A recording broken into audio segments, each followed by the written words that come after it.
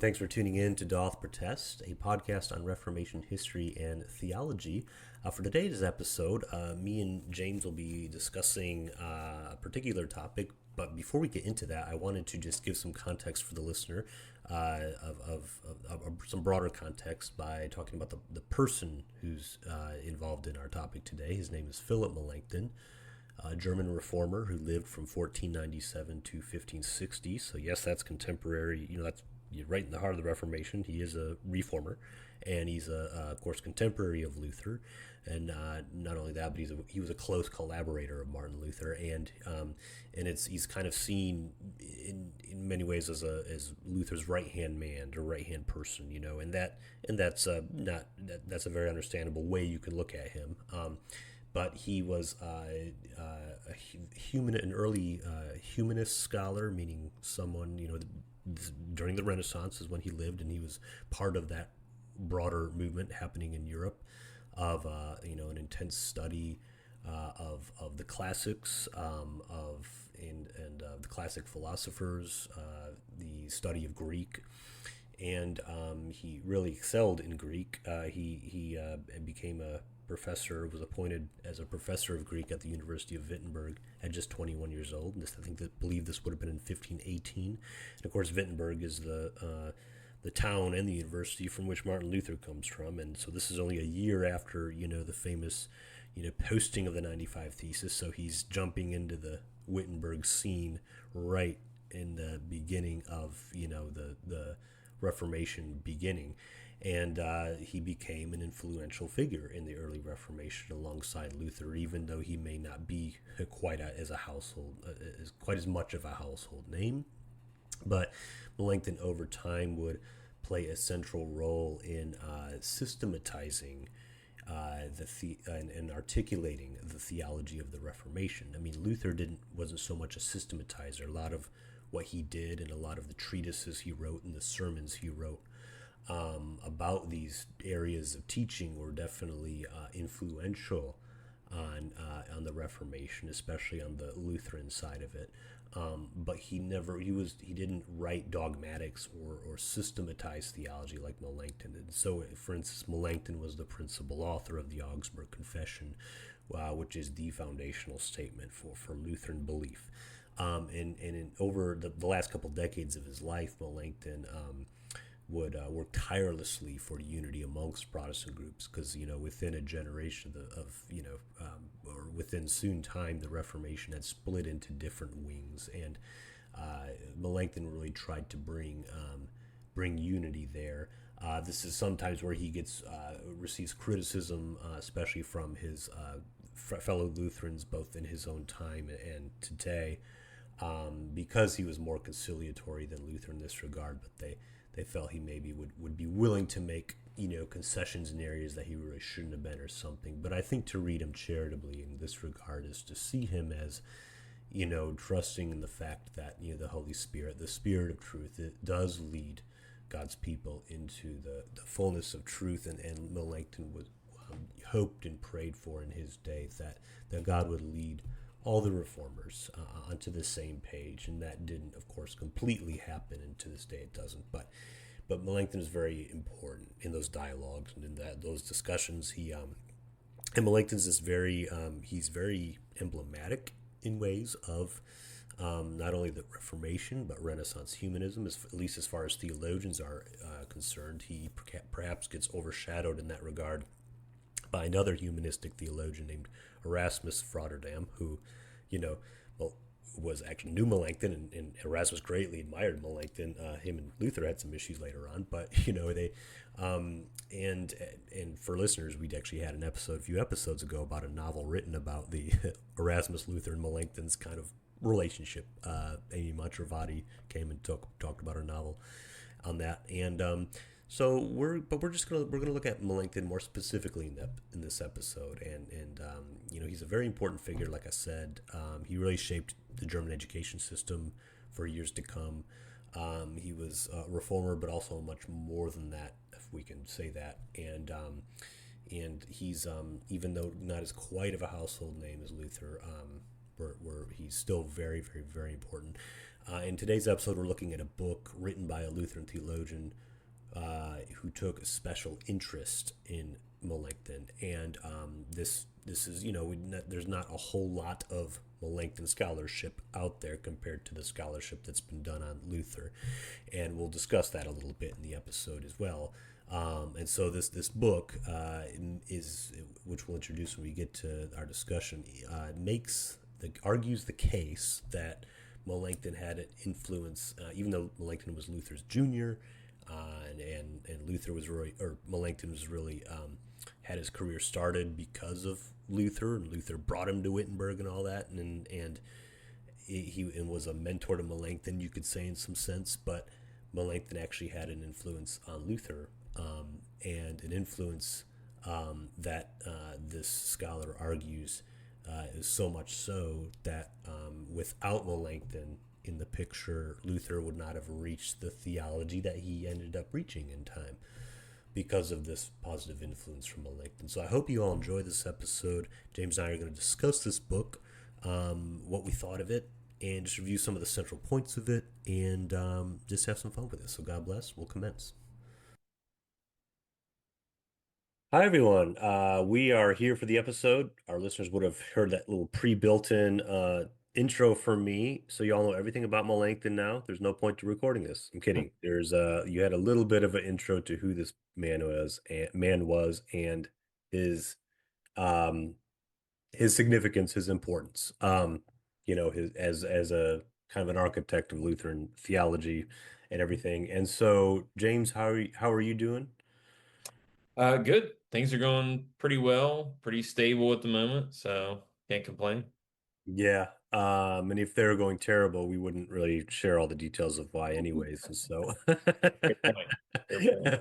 but no, I think we're both generally doing good and well, and we're happy, of course, to be back on the show. Yeah. We kind of had we didn't do a May episode. We have a couple lined up in this month and a few lined up in the summer. So, yeah, summer's here, and my parents are coming to town next week, and they're going to be here Nice. for a week, and so I'm happy to see them because we usually, who's my wife, we go up to Michigan to see my family, my parents, my brothers who are there every year, every summer. We're not be able to do it this year, but they're coming here, so it's all good. And we're here to talk about, yes, Philip Melanchthon, but a book, and the book is titled How Melanchthon Helped Luther Discover the Gospel. It's by Lowell Green, or the Reverend Dr. Lowell Green, who is a Lutheran theologian. I want to maybe spend a little bit talking about Dr. Green because he's come up in my studies. Have James, do you have you come across any of his other works or for any reason encountered Lowell Green? No, I had never heard of him before I saw this book a couple of years ago, so yeah. Okay.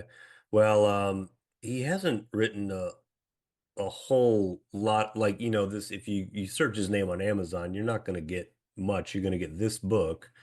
And you will get a book called Lutherans Against Hitler as well, Oh, which I'll get to in a second. But Dr. Lowell Green, I just pulled up his bio. Concordia Theological Seminary in Fort Wayne has a mini bio of him because he had taught there before. Concordia Fort Wayne, they have a really actually helpful media resources. I don't know if you've been there, James. They have a lot of stuff published through Concordia is accessible to the public through their. I'll put a link in the show notes, but it's media.ctsfw.edu. And they'll often have a little mini bio of an author. And they say Dr. Green earned his BA from Wartburg College and his BD, Bachelor of Divinity. That's back before the MDiv, even though it was basically like what an MDiv is now, Master of Divinity is now. right. from Wartburg Seminary in Iowa. So he's American, but he did his doctorate in theology in Germany. He was at the University of Erlangen. I don't know if you came across that, James. I did think they think they mentioned that in the forward. He Yeah, studied under Paul Althaus and maybe Werner Ehlert in the mid 50s. So significant for me because my doctoral studies is the direction it took. It's looking at in part Althaus, and I brought Althaus up on the show. I think he was an excellent, many ways, still holding up to this day, Luther scholar.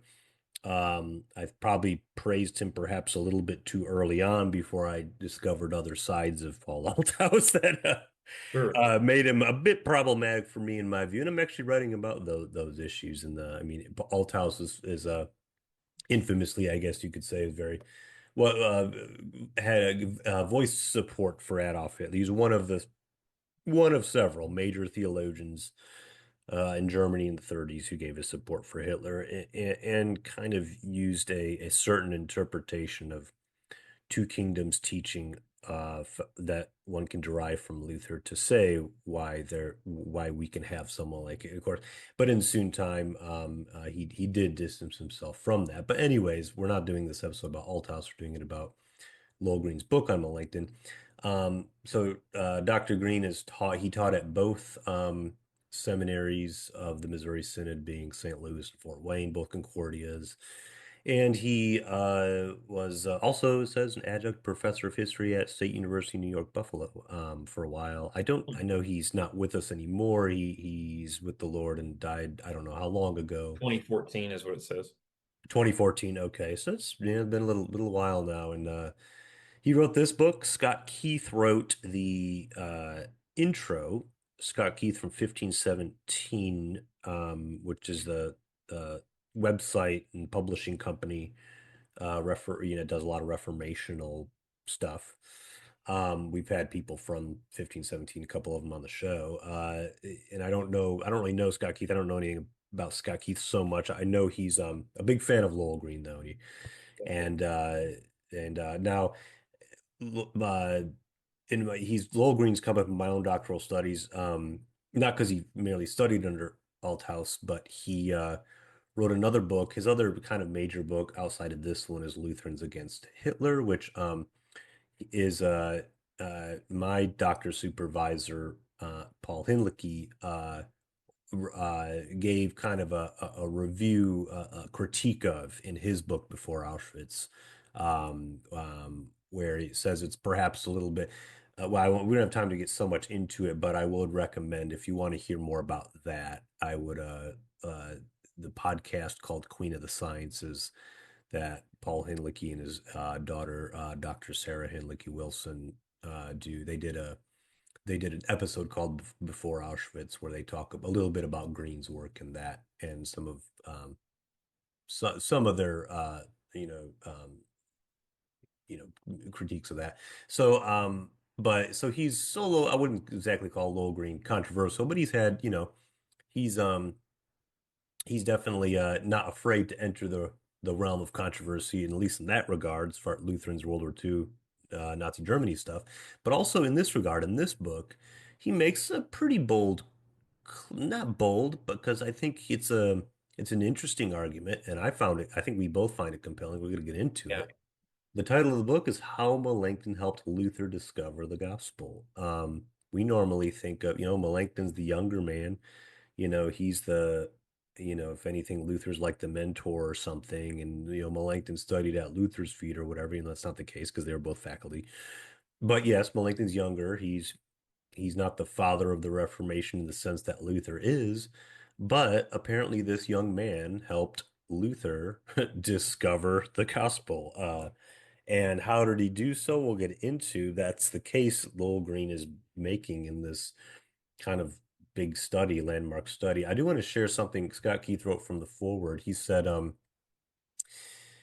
meeting Dr. Green that fateful. Oh, so Scott Keith he studied under Dr. Green during a semester, and he said, meeting Dr. Green that fateful semester led to my belief that understanding Melanchthon's role in the doctrinal development of the Lutheran Church is necessary in order to codify a greater understanding of the roots of what is a distinctly Lutheran systematic and confessional structure.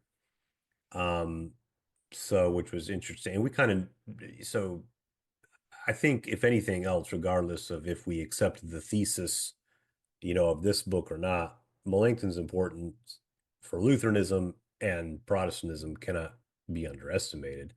And as Keith points out, Green, and Green will spend a significant portion, like the first third of this book, showing how Luther's development was very gradual.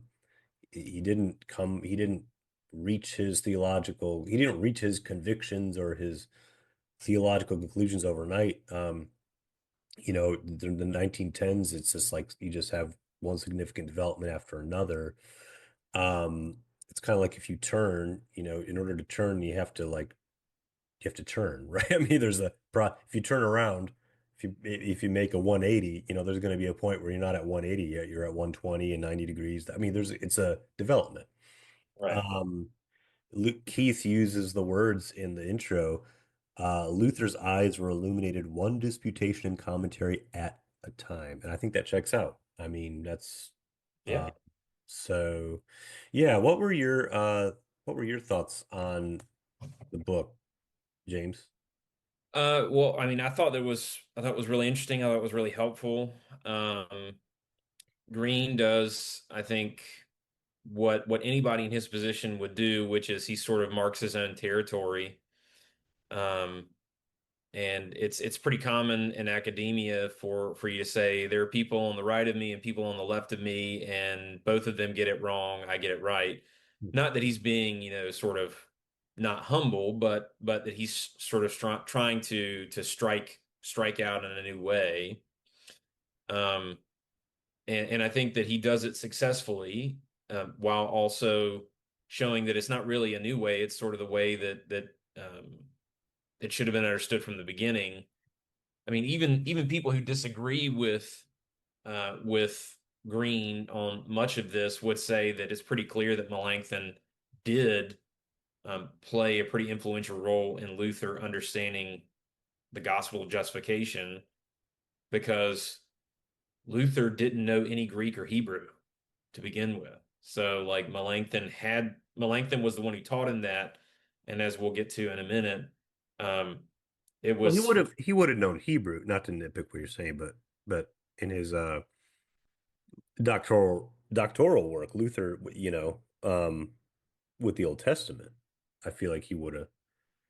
Um, I seem to remember in one of the biographies I read of Luther that it might have been the Kittelson biography that Melanchthon was responsible for teaching Luther both Hebrew and Greek. I think the primary language that Luther would have studied the Old Testament would have been Latin, because that's what you would yeah, have. you're right. So And that's a thing Green brings out is that Melanchthon's the real humanist here. And by humanist, I know I brought it up in the pre-show intro, but I didn't even really define that because when we think humanist today, we may think like a secular religion or people that, secular humanist, kind of like a non-God form of like belief of how to, better the world and ourselves, right. people that don't need religion, but that's not what humanists, that's modern humanism back in the Reformation time would have been referred to the movement out of the Renaissance of recovering classical sources in order to be informed uh, today, going back to Ed Fontes, right? Going back to original languages, which Melanchthon very much does, uh, and especially with sacred texts, especially with the Bible, going back to the original languages to see if what we're teaching, how we're understanding it is proper. Melanchthon very much is of that.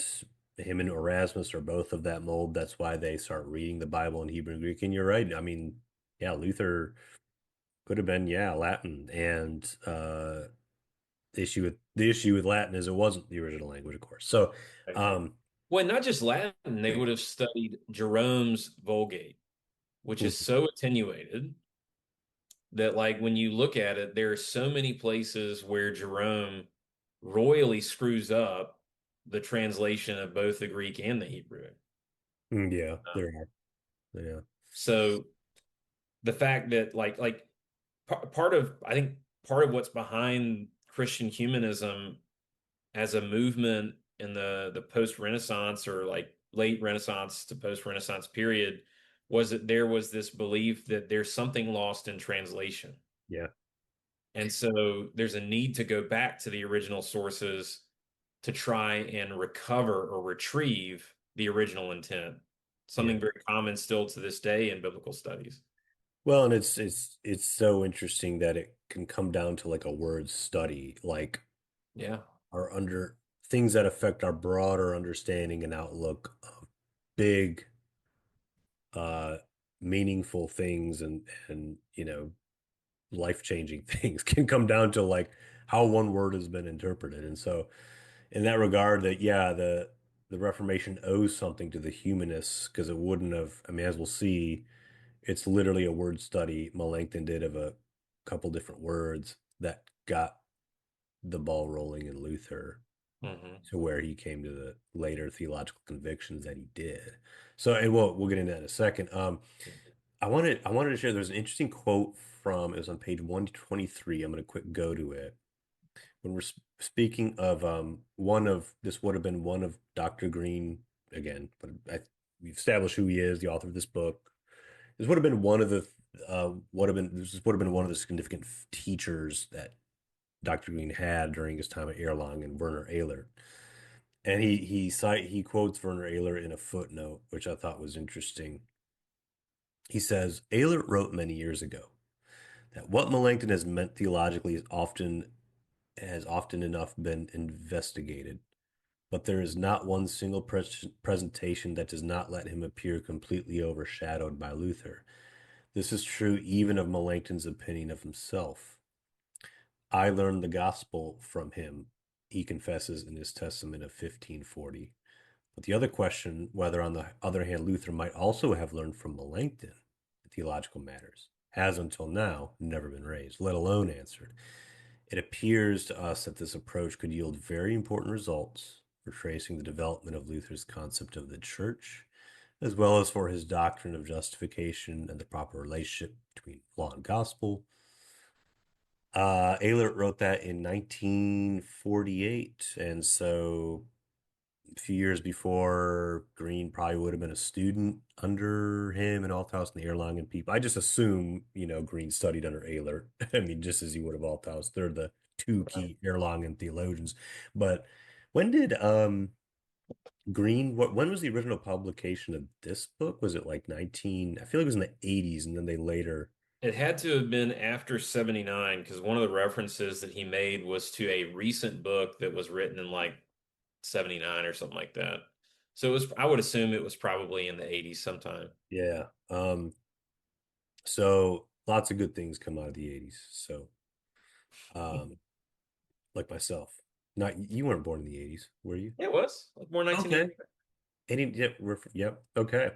Um, I was in the that 80s for two said, months. what's that? I was in the 80s for 2 months. Okay. October Okay. of 89. I was in the 80s for 2.5 years, not quite 3 years, but I don't remember it to say that. I'd be surprised. I'd be surprised if you do, but No, not at the all. anyways, we'll get back on the topic. That I just have some notes here. It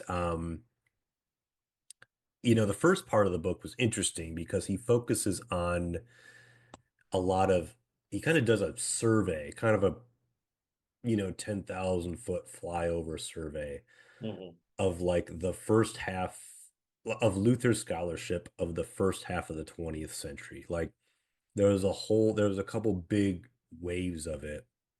One being tied to the Carl Hull school, Holl, Carl Hull, who um kind of he was I haven't like formally studied a lot of Hull's stuff, but he was the head of the what's called the Luther Renaissance, and he, from what I gather, from what I've understood, from what I've read, from the little bit I've read from Hull, had kind of looked at Luther's thought in an existential terms, because he's a modern man suffering from the not suffering. Well, we're all suffering, but he's a modern man in the midst of like, the First World War was during the time of his career, and it Mhm. was man's relationship um to the world around them and finding meaning and purpose within it, a very mad world that this modern world has given us. Really did have an effect. I mean, Bart has some of that. Obviously Boltman has, I mean, a lot of like these early to mid 20th century theologians are very much impacted by that wrestling with modernity.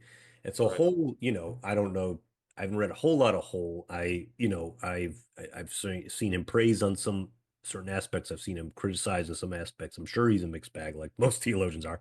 Sure. And he's but Green says, he says basically that a lot of the first half of this Luther scholarship of the first 20th century was occupied with a question of like, when was Luther's reformational breakthrough? As if it was like you could find, and also this is the first time they're taking up kind of historical critical tools, which Right. Green would use as well.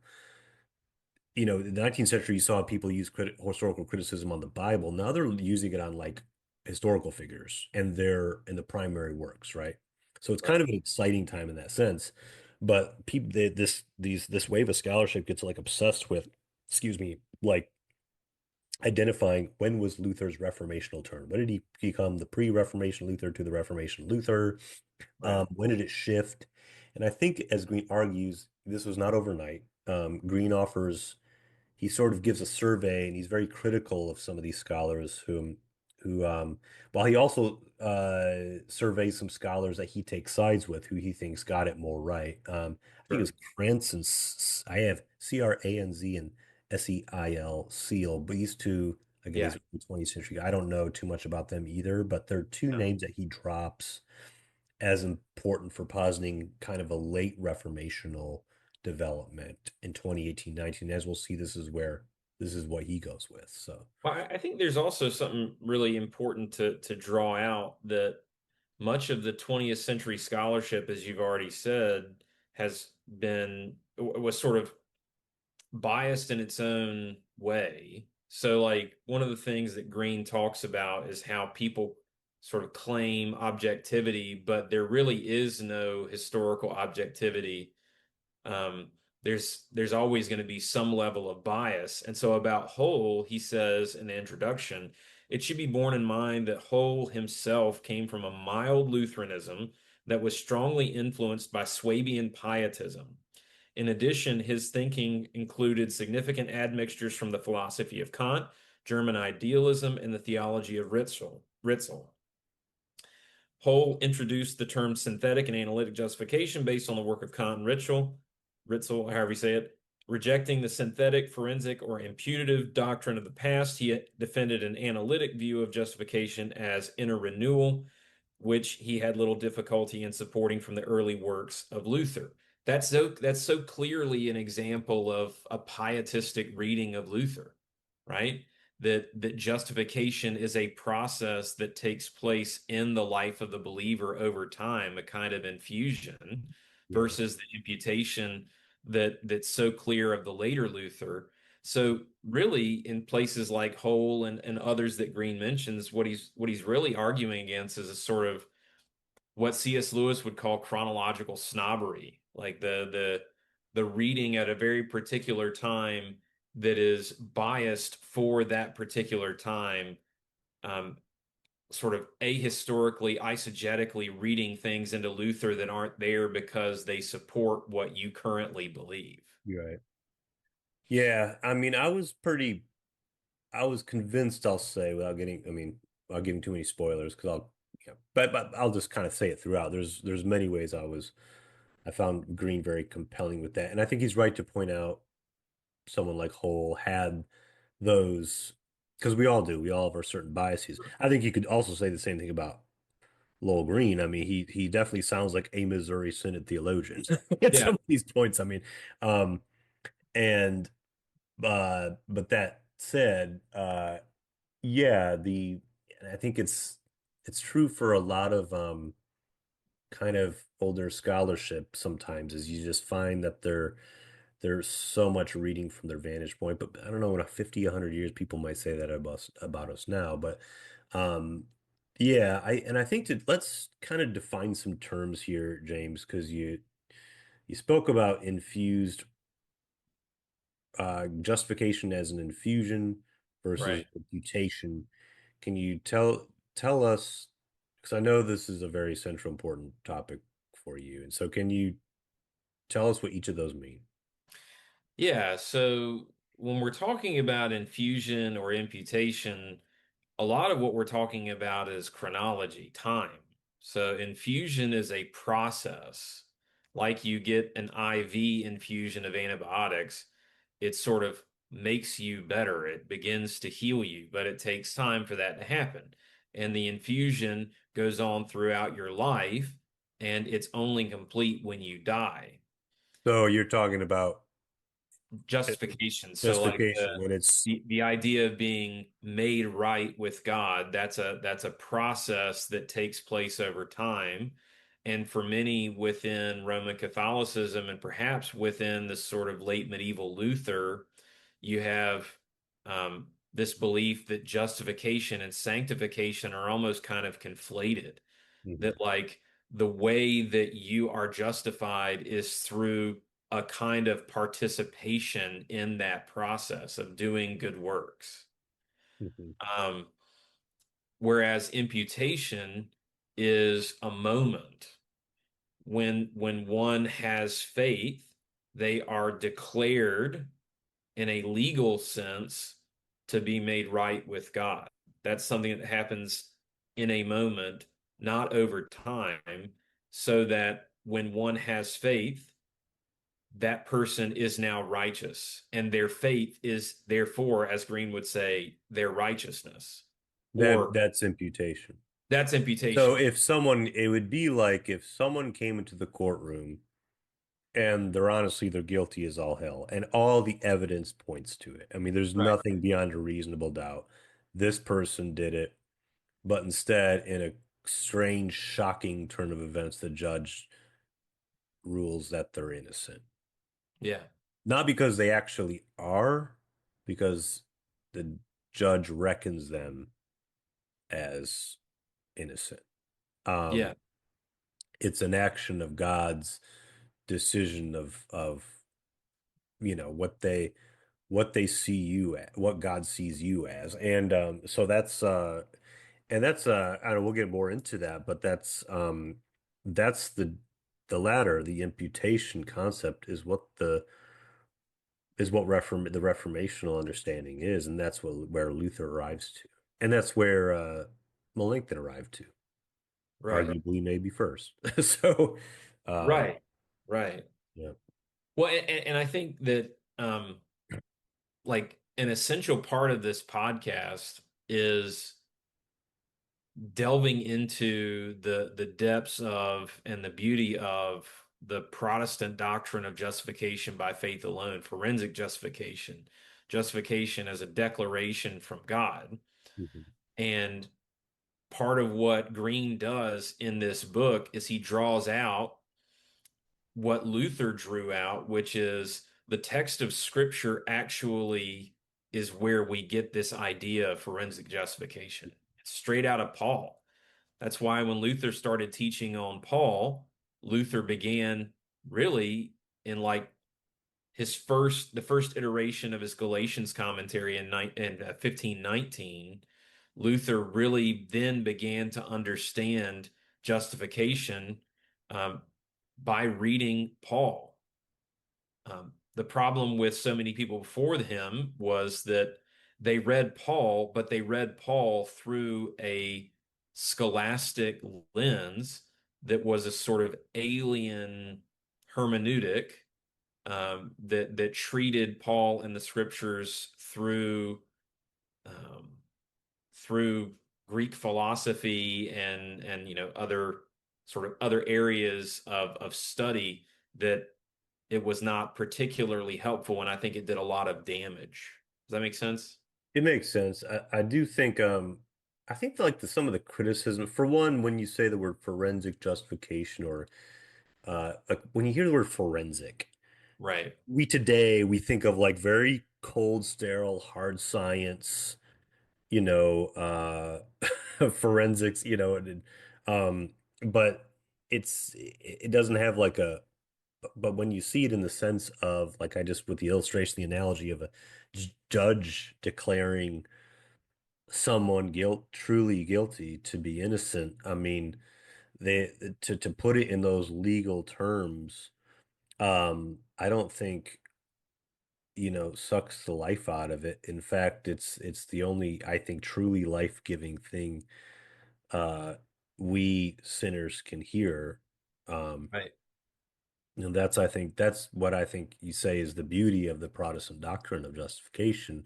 I do think, just to give some benefit of well, not play devil's advocate, it's not going that far, but just give to because we need to see where different people come from. I think with Hull and later Bonhoeffer studied under Carl Hull, and a lot of Bonhoeffer's um, theology is very influenced by Carl Hull. And Bonhoeffer, of course, encountered and fought against in his day cheap grace, Right. what the term he coined. And I think that there's a point where we can abuse, or when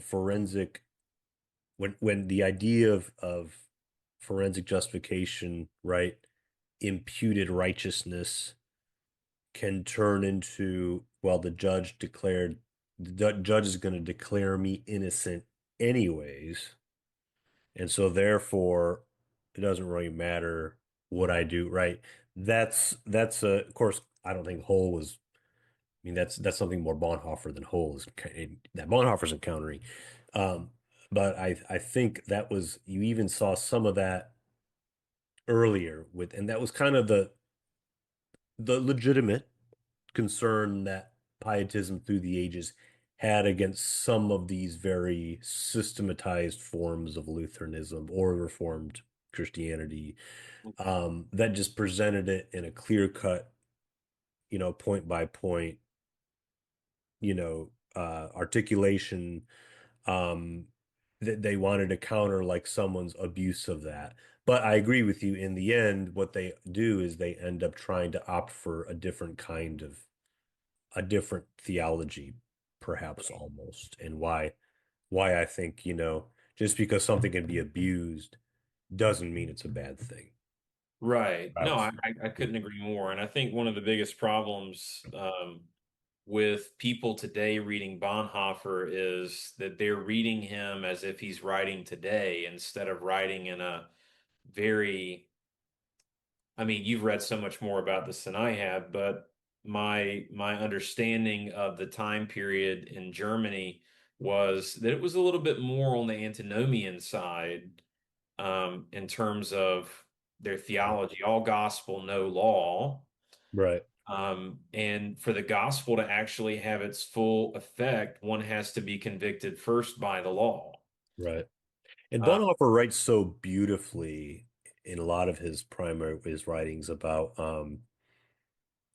the reality of us all. But he writes so much about the beauty of the gospel. I mean, he emphasizes, like, for some people who haven't read a whole lot of him and who find him to be so antinomian that he ends up becoming like a moralist or something, like that's not so much the case. I mean, maybe some isolated things from him you could, draw that from, but he yeah, in fact he would, well, we're not doing an episode about Bonhoeffer, but so we'll get back on the topic, no, but it but pertains because what we're talking about is that time period in Germany that was deeply influenced by sort of the winds and waves of doctrine, if you will. right.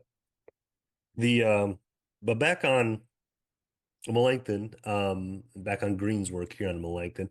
And again, Green is an interlocutor with a lot of these 20th century people we've been talking about anyway, so it's not like we're completely off topic. But Right. um, so anyways, fast forwarding to kind of Green's discussion of early Melanchthon, Green brings up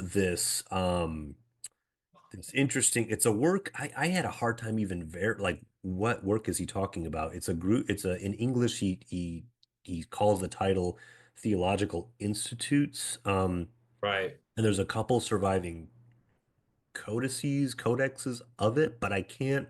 There's a footnote in it on page I think 99 or 100 um in the book about this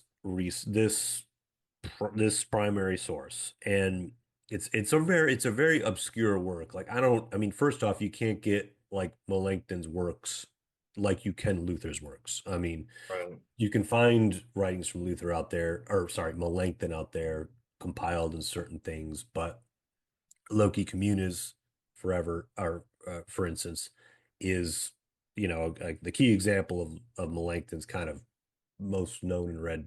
It was a significant systematic, and that's in 1521. But his work, this work, Theological Institutes, is from I think 1519. Green does some kind of source critical work to determine that it's from Melanchthon because he says there's been forgeries. I mean, he comes off as kind of a how biblical scholars speak of like biblical texts. Like Right. he sounds like when he's speaking of these reformational texts. Um, but Green judges them to be authentically Melanchthon's. Was wasn't totally clear on his methodology and source criticism and determining that, but he did, and it is all kind of confusing because again, I still have a kind of a not a full understanding of what this work is, but um, his Green's kind of brings up in this work Melanchthon. He starts to speak of sin in a new light from how he spoke of sin before. Sin is not uh, an index of individual acts or wrongdoings, like what it Right. really became reduced to in a lot of medieval theology, but rather as a condition so that's not that is so corrupted us that it's like an inescapable reality. Hmm. And a couple thoughts when I read, well, I kind of had a couple thoughts. I don't know if Melanchthon or Luther really came to, because I know that was a big insight for Luther. I mean, when I read, I think Roland Bainton's bio of Luther, he devoted several pages to talk about how Luther's great insight was like how he had this, he recovered, the concept of sin that the church had, foregone in its place, seeing it as like acts with different levels of degree of severity, but Luther sees it more than that.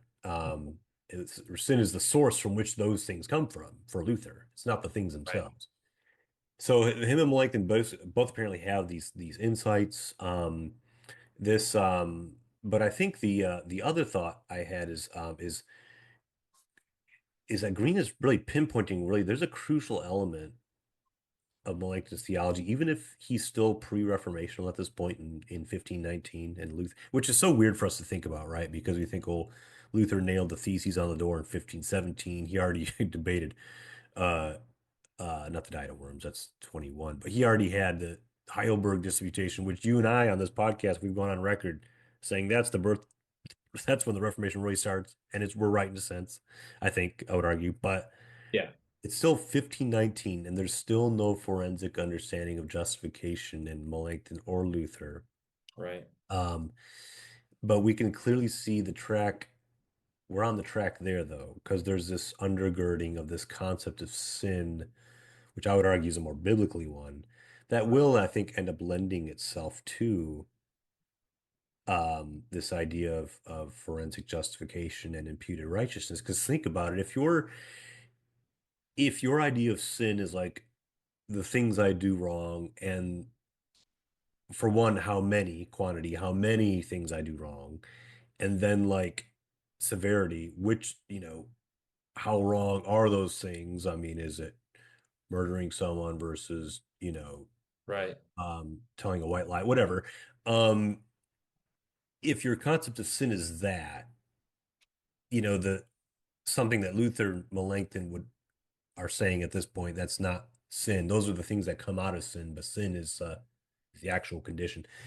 Right. Um, if your concept of sin is that, though, your concept of being justified, it's going to be more compatible with this idea of infused righteousness, right? Right. God has not by our own, sure, not by our own effort, but God has imparted and blessed His Holy Spirit in us to work in us to do good as opposed to the bad things, to do the good things now, right? And so it's just kind of like it's just still the weight, the weighing of the scales in a way.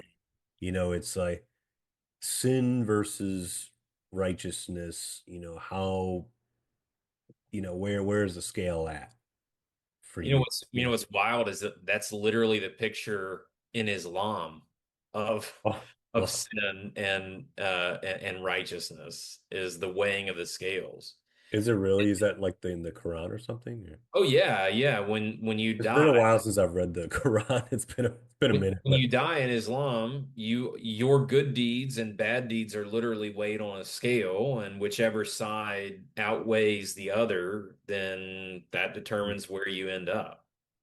it's a very vivid picture. Yeah, because It I is. know like someone can take some proof texts from like Jesus's words in the gospel and even like say, there's some type of accounting at the end. But Right. but to put it in those terms is pretty vivid. Well, and like what you were saying too, it actually the idea of sins being the things that I do that are wrong, or the idea of sin being the things that I do that are wrong, that lends itself to the entire medieval sacramental system, right? Yeah. I do this, so I need to receive forgiveness for this. How do I receive forgiveness for this? Well, I do penance and confess. I receive absolution. I receive communion. Therefore, I've been forgiven. The slate's wiped clean until 5 minutes later I screw up again. Yeah, I mean it's kind of making up for what you did wrong. Yeah. Well, and what I think is also really interesting about this that pertains to where we are at this point in the Reformation is what we were talking about, or we heard about from Dr. Ashley Null when we were in Savannah earlier in the year, which is the operative question for Luther was always, how do I find a gracious God? Mhm. But for Cranmer and for so many other of the humanists, the operative question was, how do I stop sinning? Right. So for humanists in general, the concern was how do I stop sinning? And by virtue of that being the concern, you can see that this whole sacramental system still has to be in place so as to be central because stopping sinning is by the infusion of God's grace, and the infusion of God's grace is through the sacraments. Yeah. I will say though, to not wipe because again, we're not saying the church was wrong for 1500 years and Luther and Melanchthon came and saved the day because Luther and Melanchthon they're recovering something here. And I think Right. they're recovering more than just like what I would argue is the biblical concept of these things, sin, righteousness, all that, but they're recovering Augustine's understanding of sin, right? Hmm. Augustine sees it as a condition. The medieval church, in some ways, they were Augustinian in some ways, they were not Augustinian in others, you know, and so, I mean, obviously Augustine was at a place he never came to imputed righteousness, but he did believe sin was a condition. So kind of this, it's interesting, this kind of transition point, Right. this midway between medieval Catholicism and Reformational theology that Luther and Melanchthon are at in 1519 is actually very close to where Augustine was, I think. Yeah. So it's just kind of like, um, and I think that the Catholic Church would uh, overall, even though there's issues with them today, they overall went back toward Augustine and away from those medieval, you know, I was going to say excrements. Luther would call it that, but Yeah. But it was so literally as a reaction to Luther and Melanchthon and the Protestant Reformation. Otherwise, it would never have changed.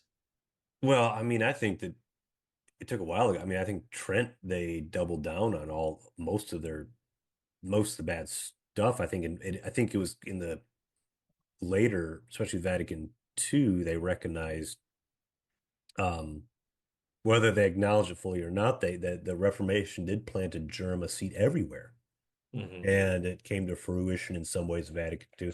And I get why some more conservative Catholics don't like some of the excesses of Vatican II as well. I mean, it's like, Sure. uh, yeah. But anyway, that's a whole different.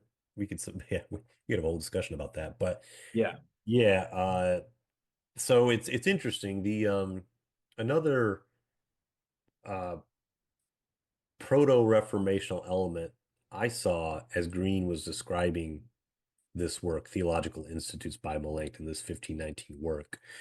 Another proto-reformational element I saw is Melanchthon he basically sees the purpose of the law, and he has this very negative view of the law, which I think is basically the equivalent in content to the first use of the law according Right. to Lutheranism, which is kind of ironic because Melanchthon would end up in later on positing a third use. We did a whole episode on the uses of the law, what that even means. Um, I don't think we have to rehash too much here, but uh, and I also so there's that, and then there's one more thing I want to say that the Green points out about this work is that even though Melanchthon's yes still pre-reformational, Melanchthon is making he makes this distinction, and Luther did too, as pre-reformational Luther made this distinction too, and he made it powerfully.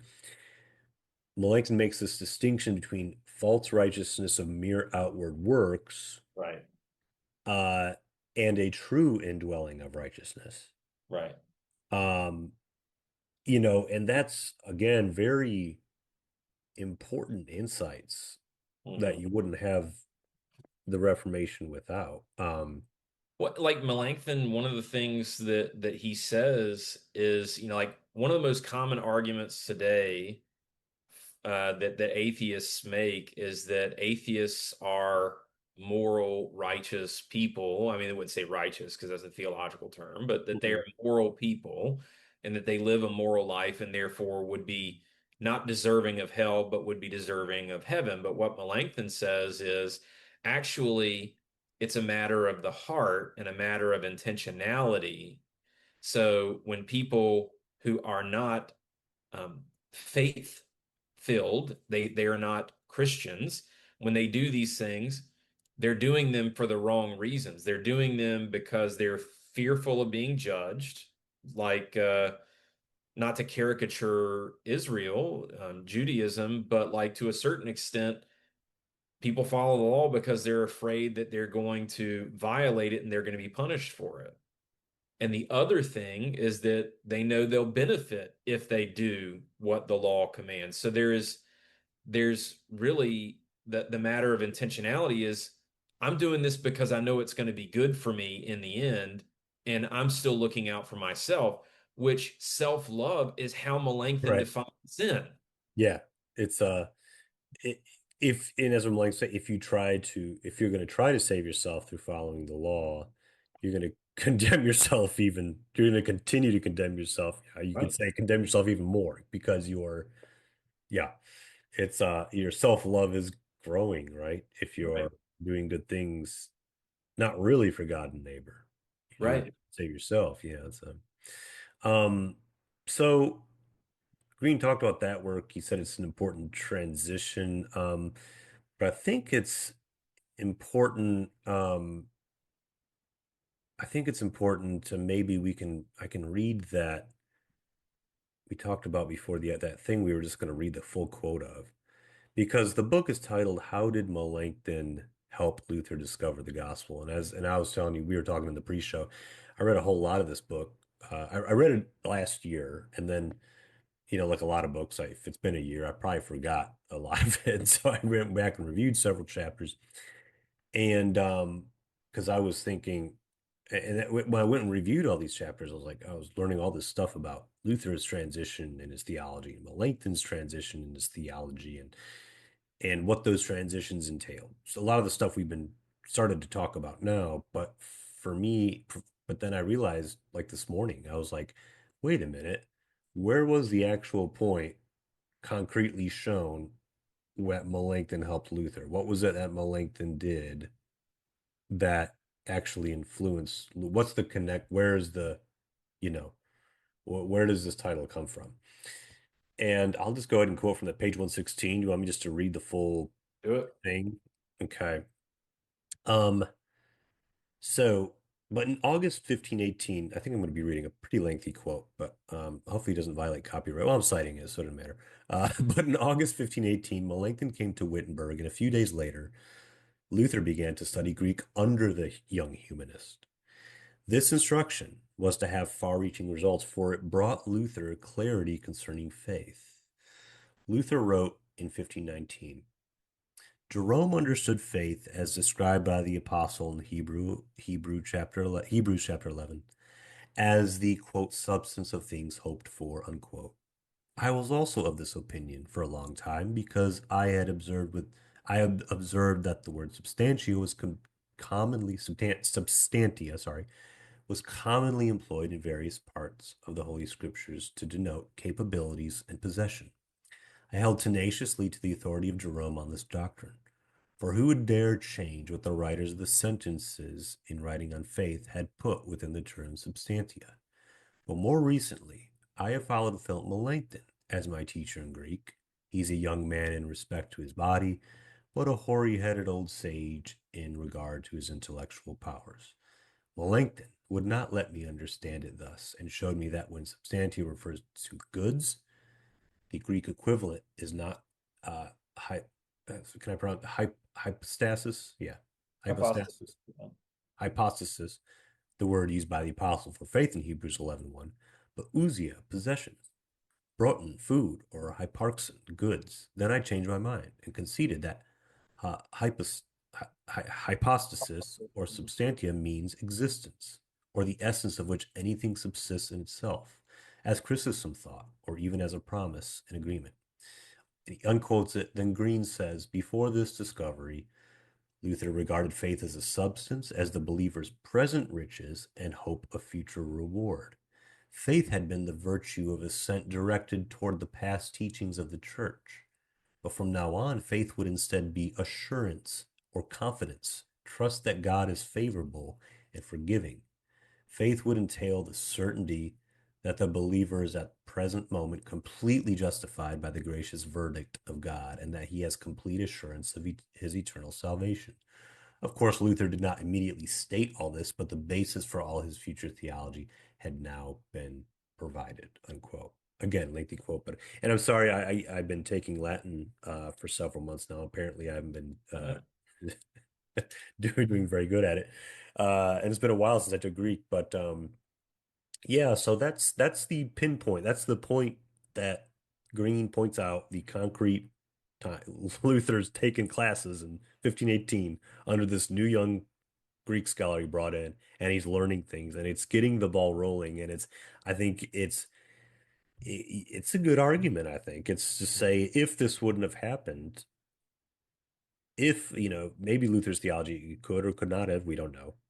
There's a million alternative dimensions, to Right. alternative universes, whatever. Uh, but I don't really believe in all. I believe in if things turn out, things can go a million different ways, is what I mean by that. But Sure. Sure. yeah, it sounded pretty compelling to me because those are some key terms that before this kind of insight Melanchthon shares with him in the class, those are some key words, key terms that have very particular definitions that are now totally cast in doubt in favor of new definitions Right. that can really change your theology. So yeah, I thought it was very interesting for sure. Yeah, I think this is what I was saying when I was saying that the sort of alien hermeneutic of scholasticism was what Luther was ultimately sort of bucking, and it's because words like substantia in Latin were That's it, substantia. so loaded, were so Yeah. loaded because of Jerome and Peter Lombard and others who used that term. It was a freighted term.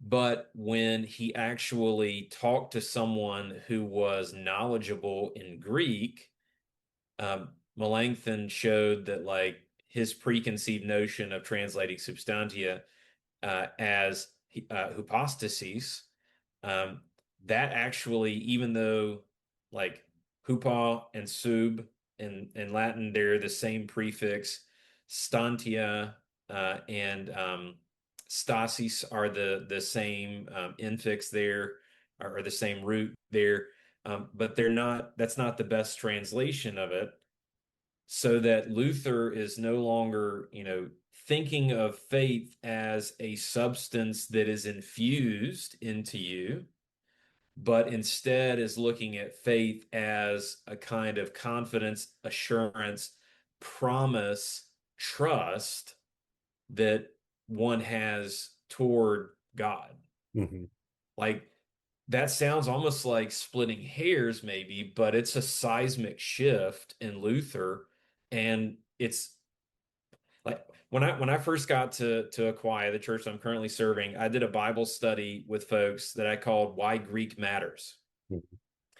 And I went through the different parts of speech and examples in the scriptures of where, like, if you don't know Greek, then you actually miss something that's pivotal in the text.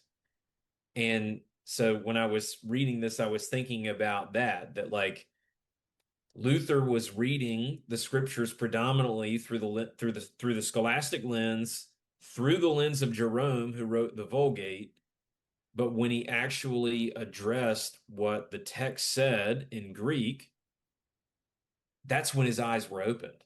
Hmm. Like that's what a true humanist would do, which is what, Yeah. Melanchthon as a humanist did for Luther. But also it just went back, as we were saying earlier, retrieved what was the original intent of the text and what was actually sort of expounded in the fathers for the first several centuries of the church. Well, you mentioned Chrysostom, yeah. That Yeah. Chrysostom just had, he spoke a different language, not literal language, but just a different, he had a different accent, a different understanding than, yeah, a lot of the medieval scholastics we did later on. Um, and that's kind of because for one, it's interesting, kind of the tensions within Protestant, because one of the principles of Protestantism is that the Bible needs to be read and understood in a common language, in the language of the people. Right.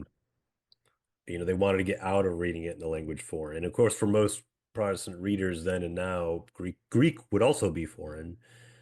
But you're right that it's important to understand because you do miss something. Not everywhere. It's not like you don't understand the Bible at all because the Spirit can move beyond those barriers. But the I think Protestantism, even if it didn't always state it, pictured ideally the church works best when you have scholarship, scholarship that's committed to the church, not to itself, Right.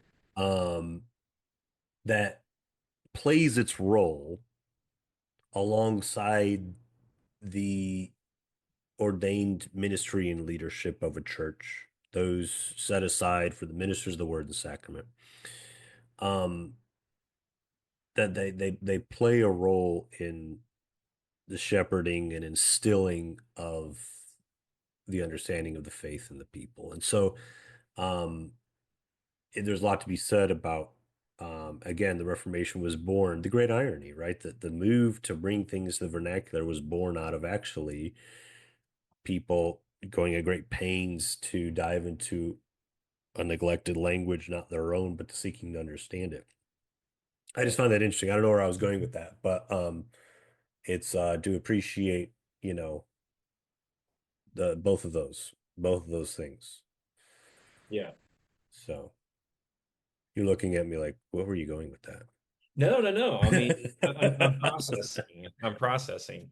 Yeah. One of the biggest concerns about the primary language for teaching and for learning in the medieval church being Latin was that it was sort of intentionally stratifying the church so that theology is the property of people who know Latin, as opposed to theology being something that everyone can engage in and everyone can sort of think through for themselves. It's fascinating because, one of the things that Green draws out is that the medieval perspective behind faith was actually that faith was only a part of the three cardinal virtues, faith, love, and hope, and that faith is just it's a an assent to things that have happened in the past. So Um, for you saying the medieval was a mere intellectual thing. right, exactly. But for Luther, faith is a living thing. It's a living confidence, a living Yeah. trust. And trust and confidence involves all of you, your thoughts and feelings alike, right? Right, And because that's a whole lot to put it all in the hands of God. Uh, right, we want to have some of it in our hands. Uh, right. it's yeah, and that can be a big, not to sound Kierkegaardian, but a great leap, the great leap of faith, or Right. stepping out into them. There's an aspect of that, in faith. Yeah. So, well, man, I don't know if there's anything else you want to say about the book. We're about at time, but I enjoyed it. I think the next time we get together, we're kind of continuing on. We're kind of doing a series of this wasn't totally intentional, just kind of where we ended up with some of our recent side reading interests and what we're doing. But the next time we're kind of continuing on from the time period. Next one will be kind of be a sequel to this one. We're looking at the Philippists versus the Flacians, which Hmm. the two different, or the Nasio-Lutherans is the flag that where by the second half of the 16th century, the different that there's tensions within the Lutheran movement after Luther died. And we're going to Right. look at kind of two camps that were formed. One that called themselves Philippists because they looked to Philip Melanchthon, and he knew a lot of these people. So I mean, because he was younger and lived more into this period. We're going to look at people that were associated with him versus Right. people who were associated with others, and where they butt heads at, and how a lot of that was reconciled. And yeah, that's the next. I'm excited about the next one. I'm reading some stuff from Kolb on that, and Well, and, who's and, on and my doctoral committee. I am nice. very fortunate to, that's awesome. I never would have, that's great. I mean, he's like the like authority on all this stuff that we talk about Right. on this show. So And the connective tissue that I think that we need to mention sort of as a tantalizing prelude to the next one is that just because Melanchthon was influential in Luther understanding the gospel doesn't mean that they always agreed. And in point of oh fact, yeah, he they didn't they even get into that. Lowell Green will point it out because he's definitely, yeah. well, Uh, and just like Luther progressed, Melanchthon progressed, but Melanchthon was sort of like a bell curve. He started out very medieval Christian humanist, became deeply avowedly Protestant, and then became sort of a third thing. he He became what a lot of Protestants are like. So right, actually, right. He he became became more Protestant. well, he became in some ways Arminian, because he late in his life actually gave a lot more place to the will in in um, in salvation. Uh, so for Melanchthon and his followers, the Philippists, you see a lot of that coming out. And spoiler alert, the Nasia Lutherans ended up getting a lot more of their theology into the Book of Concord and the Formula of Concord than did the Philippists, and for good reason. Well, at the end, and Melanchthon, he kind of went Arminian. He kind of went with he kind of went Arminian with on matters of salvation, the relationship of faith and works, but he went Calvinist actually on the sacraments, and so, or sort of a moderate Calvinist. I would say very much in line with Cranmer and Butzer, and the Reformation Anglicanism, but that's a whole You have nother. to remember too that Jacob Arminius was Calvinist, and he Yeah, was the wasn't next he generation. married to like one of Calvinist's relatives?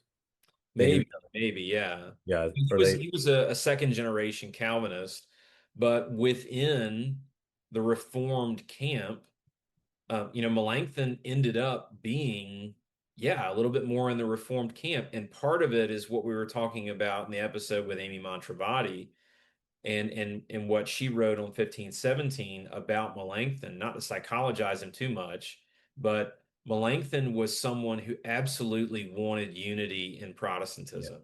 And because he wanted unity, like the ecumenical movement today, he ended up giving way too much ground and sort of ending up in this weird place that he would not have recognized 20 years before. James, you would make a good Missouri Synod Lutheran.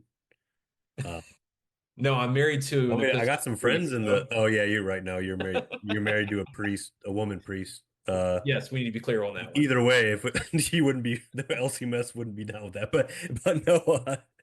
Uh, anyways, yeah, we're gonna get ourselves in trouble here. But yeah, it's we're looking forward to it because it's very the next episode is very much a continuation, a sequel of what we're doing now. Yeah, And it gets exciting. Jacob Andre, Martin Chemnitz, uh, some interesting people that we get to yeah. look forward to hearing about. So thanks, James, for being on. We'll see you in, yeah, I guess a couple weeks. Take care. All right, you too.